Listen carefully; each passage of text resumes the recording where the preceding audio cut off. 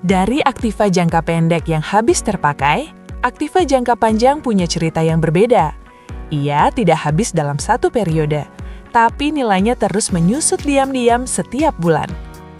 Bayangkan kamu beli motor baru seharga 20 juta rupiah. Kamu tahu, motor itu tidak akan selamanya senilai itu. Makin lama dipakai, makin turun nilainya. Itulah konsep depresiasi. Ketika perusahaan membeli kendaraan atau peralatan, yang sebenarnya dibeli adalah manfaat dari aset tersebut selama masa pakainya. Setiap bulan, sebagian manfaat itu terpakai, dan bagian yang terpakai itu harus dicatat sebagai biaya depresiasi. Yang menarik, biaya depresiasi tidak memerlukan pengeluaran kas sama sekali. Tidak ada uang yang keluar saat jurnal depresiasi dicatat. Ini murni alokasi nilai. Metode yang paling umum digunakan adalah garis lurus. Harga pokok dikurangi nilai residu dibagi taksiran masa pemakaian dalam bulan. Ada satu hal teknis penting. Depresiasi tidak dikreditkan langsung ke akun aktiva tetapnya, tapi ke akun terpisah bernama akumulasi depresiasi, yang berfungsi sebagai akun lawan aktiva tetap di neraca. Dengan memisahkan akumulasi depresiasi dari akun aktiva tetap, neraca bisa menampilkan dua informasi sekaligus. Berapa harga perolehan awal dan berapa yang sudah terdepresiasi, sehingga nilai buku aset terlihat dengan jelas. Dari konsep depresiasi yang baru saja dijelaskan, sekarang kita terapkan rumusnya langsung pada peralatan kantor. Dan hasilnya cukup mengejutkan, karena angkanya ternyata sangat kecil dibanding harga belinya. Pada 1 Juni, usaha angkutan kilat membeli peralatan kantor seharga Rp1.400.000. Langkah pertama selesai. Saldo akun peralatan kantor adalah Rp1.400.000 debit. Langkah kedua, hitung depresiasi. Peralatan ini diperkirakan bermanfaat selama 10 tahun atau 120 bulan. Di akhir masa manfaatnya, nilai sisanya diperkirakan masih Rp200.000. Inilah yang disebut nilai residu. Nilai residu ini tidak boleh didepresiasi, karena perusahaan masih bisa menjual aset itu seharga itu nantinya. Jadi yang didepresiasi hanya nilai bersihnya, Rp1.400.000 dikurangi Rp200.000. Hasilnya Rp1.200.000. Dibagi 120 bulan diperoleh Rp10.000 per bulan. Artinya, setiap bulan selama 10 tahun ke depan, peralatan ini menyumbangkan Rp10.000 sebagai biaya depresiasi, tanpa perlu mengeluarkan uang sepeser pun. Rp10.000 per bulan mungkin terasa kecil, tapi dikalikan 120 bulan jumlahnya tepat Rp1.200.000. Seluruh nilai yang akan terdepresiasi terbagi merata dan adil ke setiap periode yang menikmati manfaatnya. Dari perhitungan Rp10.000 tadi, sekarang angka itu harus resmi masuk ke buku. Dan jurnal ini punya keunikan tersendiri karena melibatkan akun yang tidak pernah kita temui sebelumnya. Biaya depresiasi peralatan kantor didebet sebesar Rp10.000, mencatat bahwa bulan Juni sudah mengonsumsi manfaat peralatan senilai itu.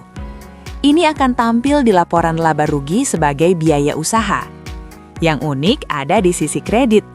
Bukan akun peralatan kantor yang dikredit, melainkan akun terpisah bernama akumulasi depresiasi peralatan kantor. Akun ini berfungsi sebagai penampung seluruh depresiasi yang sudah terjadi sejak aset dibeli. Saldo akun ini akan terus bertambah setiap bulan selama masa manfaat aset.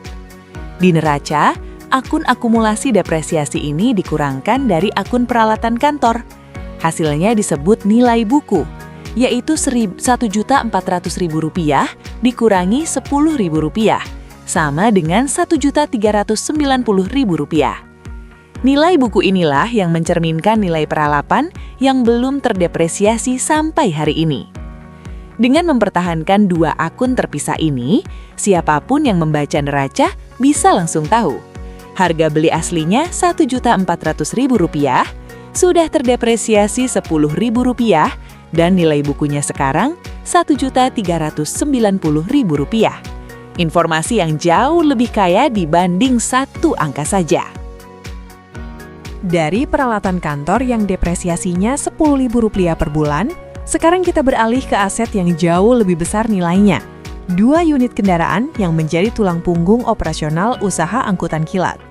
Pada 1 Juni, perusahaan membeli 2 unit kendaraan, masing-masing seharga Rp6.500.000.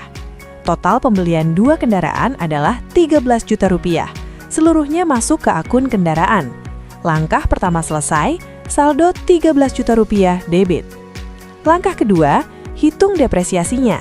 Rumusnya sama persis dengan peralatan kantor. Untuk 1 kendaraan, harga perolehan Rp6.500.000 dikurangi nilai residu Rp500.000. Hasilnya Rp6 juta. Dibagi 60 bulan, diperoleh Rp100.000 per kendaraan per bulan. Karena ada 2 kendaraan, total biaya depresiasi bulan Juni adalah Rp100.000 dikali 2, yaitu Rp200.000. Angka ini 20 kali lebih besar dari depresiasi peralatan kantor. Wajar, karena kendaraan jauh lebih mahal dan masa manfaatnya lebih pendek.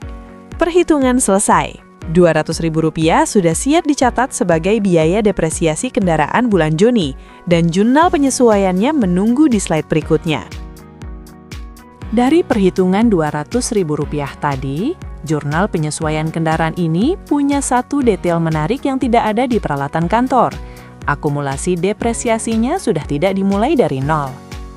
Pola jurnalnya sama seperti peralatan kantor.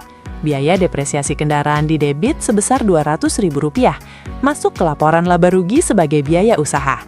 Akumulasi depresiasi kendaraan di kredit sebesar Rp200.000, menambah penampung depresiasi yang sudah ada. Tapi perhatikan satu hal penting, di daftar saldo awal, akun akumulasi depresiasi kendaraan sudah memiliki saldo Rp200.000 kredit dari periode sebelumnya. Artinya, kendaraan ini sudah didepresiasi sebelumnya, mungkin bulan Mei. Setelah penyesuaian Juni ditambahkan, saldo akumulasi depresiasi kendaraan menjadi Rp400.000. Nilai buku kendaraan pun berubah. Rp13 juta dikurangi Rp400.000, hasilnya Rp12.600.000. Setiap bulan ke depan, angka Rp200.000 akan terus ditambahkan ke akumulasi depresiasi dan nilai buku kendaraan akan terus turun sebesar itu pula. Pintu penyesuaian ketiga sudah tertutup. 2 aktiva tetap sudah terdepresiasi dengan benar. Dan sekarang kita beralih ke pintu keempat, yang bekerja dari arah yang berlawanan. Bukan aset yang menyusut, tapi biaya yang menumpuk tanpa terasa.